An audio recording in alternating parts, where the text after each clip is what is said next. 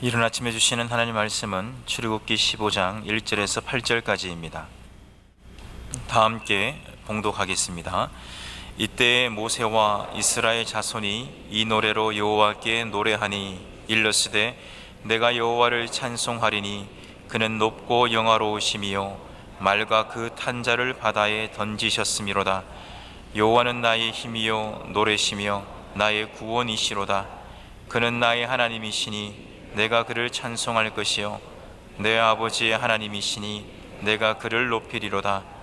여호와는 용사시니 여호와는 그의 이름이시로다.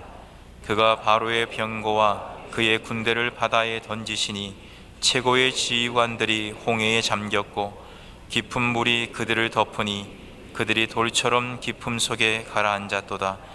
여호와여 주의 오른손이 권능으로 영광을 나타내시니이다. 여호와여 주의 오른손이 원수를 부수시니이다. 주께서 주의 큰 위엄으로 주를 거스르는 자를 엎으시니이다. 주께서 진노를 발하시니 그 진노가 그들을 지푸라기 같이 사르니이다. 주의 콧김에 물이 쌓이되 파도가 언덕같이 일어서고 큰 물이 바다 가운데 엉기니이다. 아멘. 모세와 이스라엘 백성들이 홍해 대기적을 하나님께서 일으키시는 것을 보고 바로와 병거를 그 홍해물에 수장을 시켜버리시지 않았습니까? 얼마나 이들이 강력한 전율과 감격을 느꼈겠습니까? 그래서 그 감격을 노래로 담아서 오늘 모세의 노래를 공동체 전체가 부르게 됩니다. 8절까지 읽었습니다만 노래는 18절까지지요. 그래서 1절부터 3절까지가 서두에 해당되는 말씀입니다. 입구입니다. 입구. 이 일련의 출애굽 과정을 통해서 자신들이 체험해서 알게 된 하나님을 고백하는 것입니다. 아, 우리를 이끄시는 하나님이 이런 하나님이셨구나 라는 것을 고백하는 것입니다. 그리고 4절부터 12절까지가 홍해 사건에 대해서 구체적으로 묘사를 합니다. 하나님이 어떤 일을 하셨는지, 이들이 삶 한복판에서 체험한 하나님은 어떤 하나님이신지 그걸 구체적으로 노래를 합니다.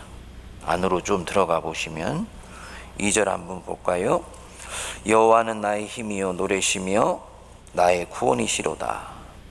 그는 나의 하나님이시니 내가 그를 찬송할 것이요 내 아버지의 하나님이시니 내가 그를 높이리로다. 그리고 3절에 계속 노래합니다. 여호와는 용사시니 여호와는 그의 이름이시리로다. 여호와는 그의 이름이시리로다. 여호와, 여기까지 오면 무슨 뜻인지 아시죠? 여호와가 뭡니까? 하나님의 이름이에요. 그렇죠? 근데 그게 무슨 뜻인가요? 나는 스스로 있는 자니라, 그 뜻입니다. 나는 스스로 있는 자다. 여호와다 라는 말은 하나님은 스스로 있는 자이다. 어떤 조건에 매이시는 분도 아니고 시간이나 공간에 제한되는 분도 아니시고 모든 것 위에 계시고 모든 것 안에 계시고 모든 것을 통해서 역사하시는 하나님, 그 스스로 있는 자다라는 뜻입니다. 여러분 한번 잘 곱씹어 보십시오. 호렙산에서 하나님이 하나님 자신에 대해서 말씀하셨습니다. 내가 가서 나를 보낸 이가 누구라고 물으면 내가 누구라고 말을 하리까? 모세가 물으니까 하나님이 I am who I am, 나는 스스로 있는 자다 라고 말을 해라 라고 모세한테 가르쳐 주었습니다. 계시를 받은 것입니다. 하나님이 어떤 분이신지 계시를 받은 거예요. 근데 그 계시가 내려왔는데 모세는 하나님이 스스로 있는 자니라 라고 말씀하시는 이 뜻을 알았겠습니까? 몰랐겠습니까? 모르지요. 아니 스스로 있는 자라는 그게 무슨 뜻인데? 모르지요. 계시는 받았지만 그 온 계시가 무슨 뜻인지는 전혀 모세도 모르고 있습니다. 스스로 있는 자가 어떤 행동을 하는 자를 말하는 것인지, 이분이 어떻게 자기를 도우실 수 있는 분인지, 또 스스로 있는 자라는 이 뜻이 왜 나에게는 구원이 되는 것인지 아무것도 모르는 가운데 이 계시를 받습니다. 그런데 모세는 이 계시를 잊어버리지 않았습니다. 그렇지, 하나님은 스스로 있는 자시라고 그랬지. 자기 안에 새겨 넣었어요. 그것을 품고 그 계시의 말씀을 곱씹으면서 자기 삶에서 차곡차곡 살아냅니다. 그리고 그 과정에서 하나님을 하나씩 하나씩 배우는 거예요. 그리고 나서는 하나님이 스스로 있는 자시라는 말씀이 이런 뜻이었구나 라는 것을 홍해의 대기적을 경험하고 난 뒤에 완결체로 딱 가슴에 와닿게 되는 것입니다.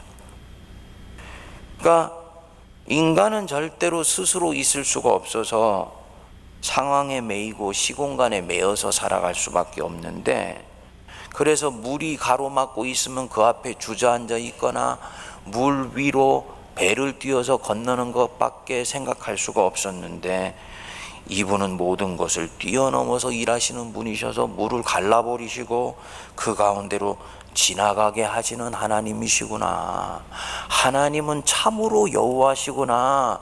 그분이 스스로 있는 자라는 뜻은 이런 것을 말씀하시는 것이었구나 라는 것을 이 모세가 깨달아 알게 된 것입니다.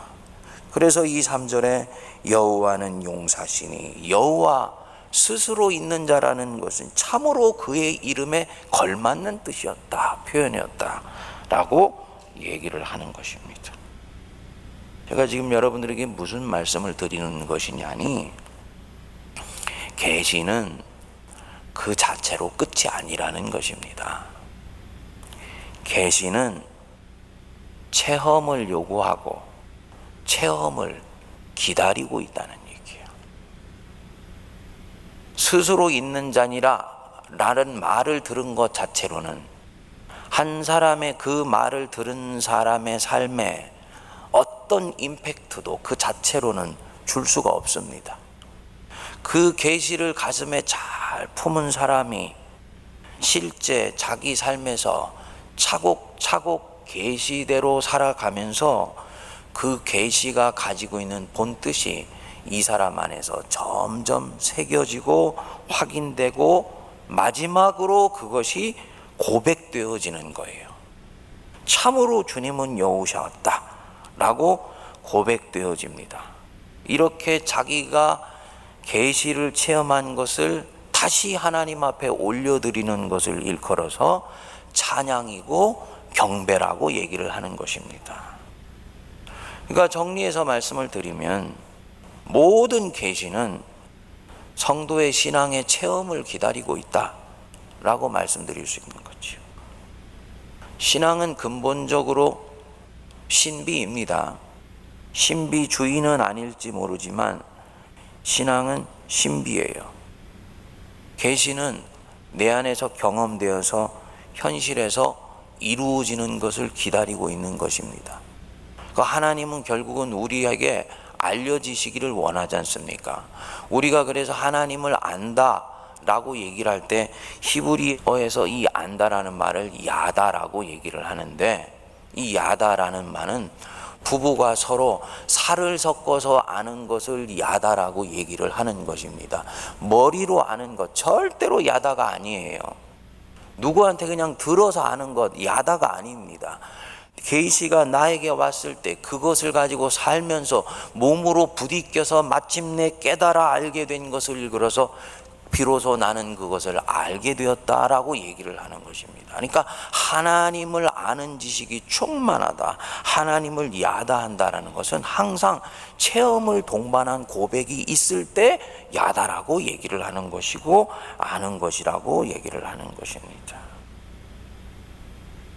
이렇게 계시가 체험되어서 현실에 이루어지기 위해서는 어떻게 해야 되느냐?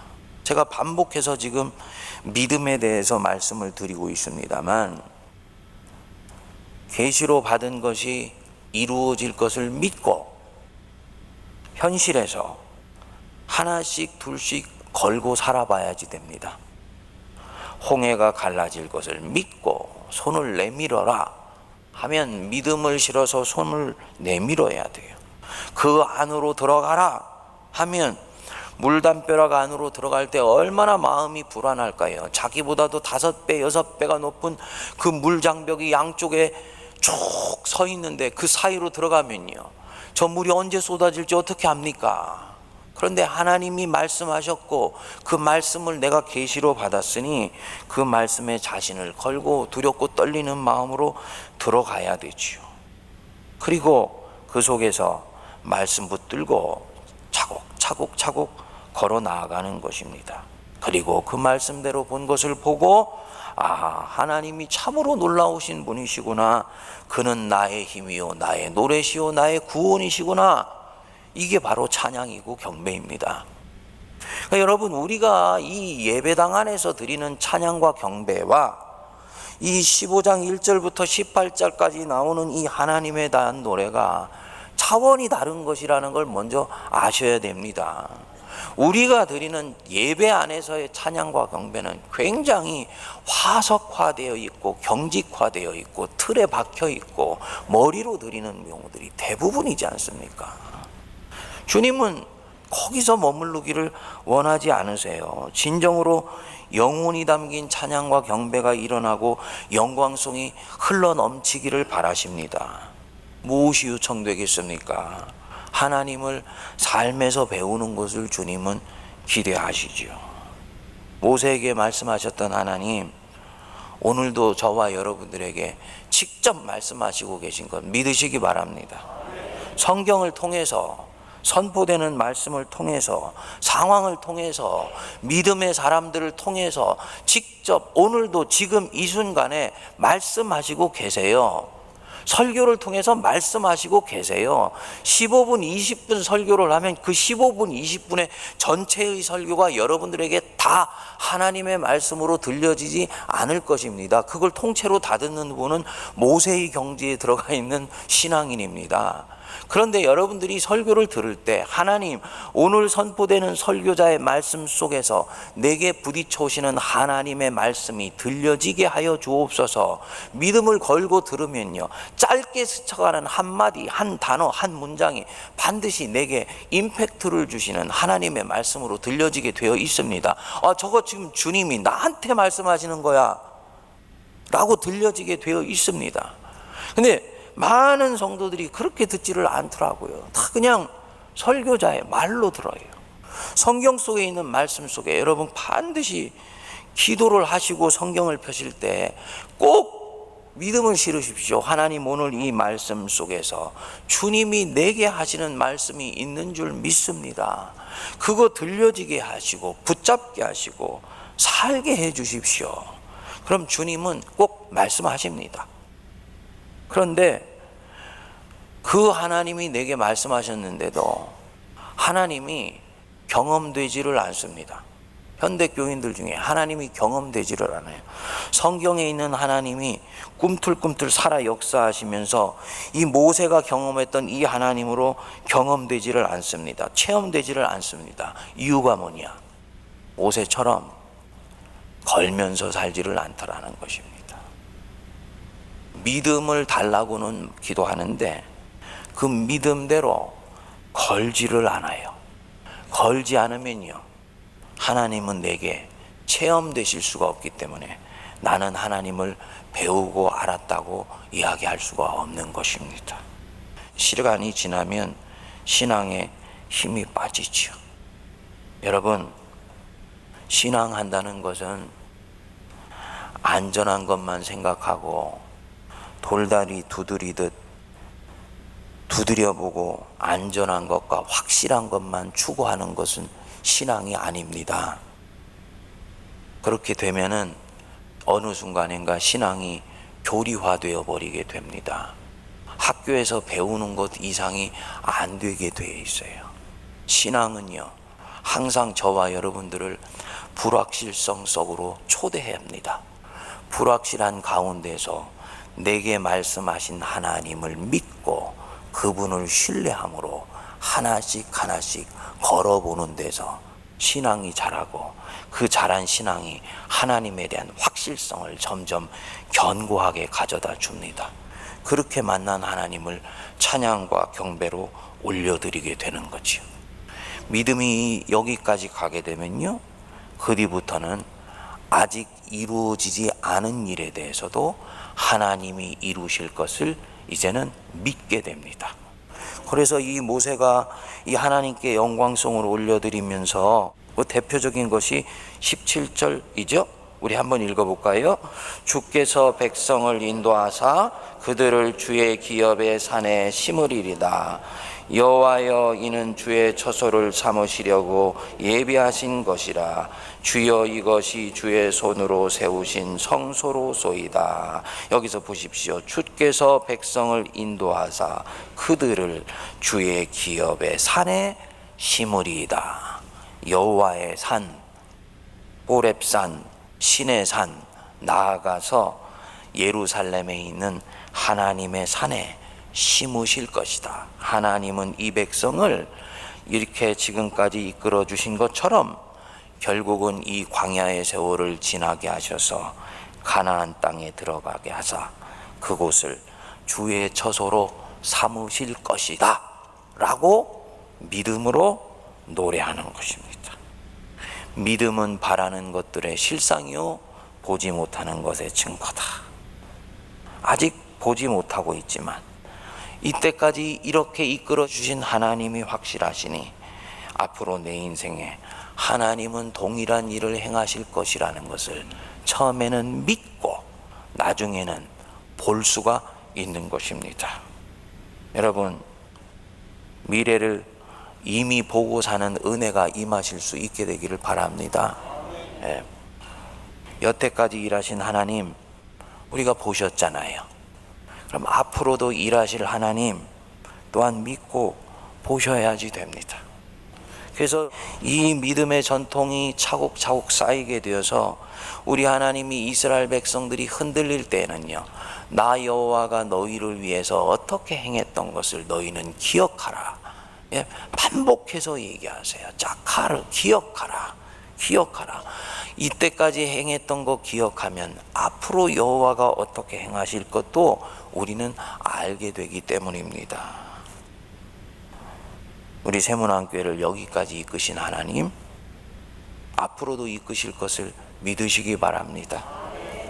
그리고 지금 내 인생 속에서 일하셨던 하나님, 앞으로도 일하실 것을 믿으세요. 그리고 그것에 자기 인생을 거세요. 그러면 하나님은 그 거는 내 자신을 실망시키지 아니하시고 영원 무궁토록 다스리실 줄 믿습니다. 이제 같이 기도하겠습니다. 하나님 아버지의 은혜를 감사드립니다. 오늘도 저희들 불러주셔서 하나님 말씀 앞에 서게 하심을 감사드립니다. 성경에 나오는 최초의 아버지 하나님의 본격적인 영광송이요 경배와 찬양의 노래, 이 출애굽기 15장을 통해 그 진정한 영광과 찬양과 경배의 노래가 흘러넘치는 원천을 살펴보게 하여 주심을 감사드립니다. 끊임없이 받는 이 계시의 말씀이 그저 계시의 말씀으로 끝나지 않게 하여 주시고 우리 삶에 육화되게 하여 주시며 체험되게 하시며 경험되게 하여 주시옵소서. 그래서 그 계시가 이제는 우리를 통해 고백으로 올라가게 하여 주셔서 참으로 하나님은 여호와 하나님이시요 스스로 계신 하나님이시요 무세무죄하신 하나님이시요 우리의 힘이요 능력이시요 구원의 방패시라고 저희들이 주님 앞에 고백할 수 있게 하여 주시옵소서. 살아있는 고백이 온 공동체를 통해 흘러넘치게 하여 주옵소서. 이를 위해서 저희들 자신이 우리 삶 속에 우리 하나님을 크고 작게 경험하며 고백하며 또 우리의 믿음을 걸어야 되겠사오니 오늘도 하나님에게 우리 자신을 걸고 세상 한복판에 나아가 주의 뜻대로 살아보는 저희들 되게 하여 주옵소서. 그래서 그 속에 사라진 하나님 붙들고 하나님이 참으로 여호와이셨던 것을 이 밤 잠자리에 들기 전에 주께 고백하며 찬양하고 잠자리에 들게 하여 주옵소서. 그 은혜가 차고 넘쳐 우리 세문안교회가 살아 역동하는 공동체가 되게 하시고 성령의 공동체가 되게 하여 주시며 아버지 땅끝까지 복음을 전하며 살아계신 하나님이 증거되는 믿음의 산실이 될 수 있도록 은혜를 내려 주시옵소서.